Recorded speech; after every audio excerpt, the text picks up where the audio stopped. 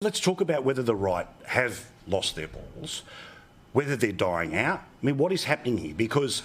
No. Look at Italy. Giorgia Meloni is going to become the Italian Prime Minister. Look at Sweden 2 weeks ago. That country ruled by Social Democrats since 1945 until now. There's going to be a Conservative majority leading Sweden. Actually, all over the world, we are seeing a move against globalism. Because what's globalism done? It's made the rich richer and disadvantaged absolutely everybody else.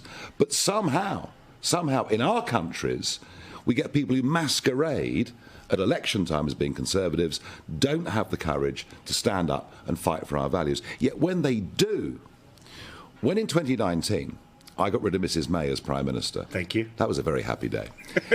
And then Boris comes in, stands on a Farage East agenda and gets an 80-seat majority.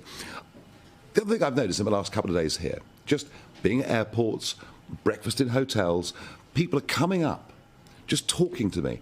They're desperate for leadership in Australia, and they don't see where it's coming from. But also they feel, and quite rightly so, that it's an assault on all fronts, that what was status quo yesterday is far right today.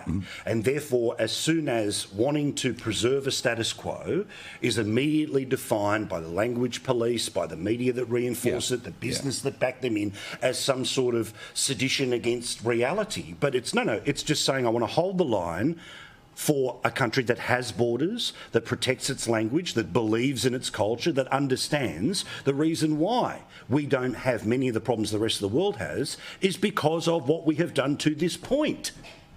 Yes, I mean, but that's the problem, isn't it? That the left march on, and Conservatives pathetically and weakly defend a position, then decide it's too uncomfortable, too difficult, too much abuse, and retreat. And it's retreat. So actually, holding the line's no good anymore. Yes.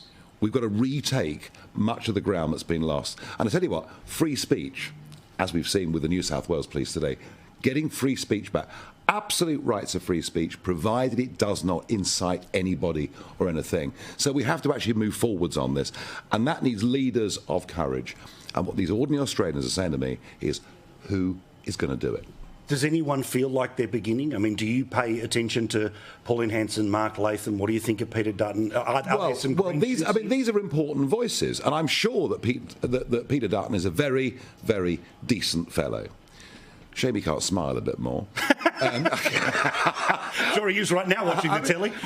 But if we're going to retake ground, and this is the point, as opposed to just holding the line grimly, we're going to need some happy warriors. Great point. We're going to need some inspiration. We're going to need some excitement.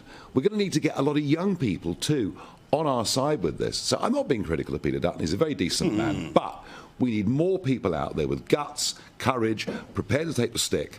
And just the general feeling I'm getting, from ordinary Australians is they're worried there's a lack of people. Well, I always say, they used to talk about, punk, of course, and anti-establishment were all things about bagging the Queen or having a go at religious institutions. You want to be a punk now, you're looking at them. You don't need the mohawk anymore. You don't need the crazy hair. You don't need to burn flags or write things. You're seeing it right here. And this is the pushback, and this is what we're going to try to do here. So this is what punk looks like. God love you, Twitter.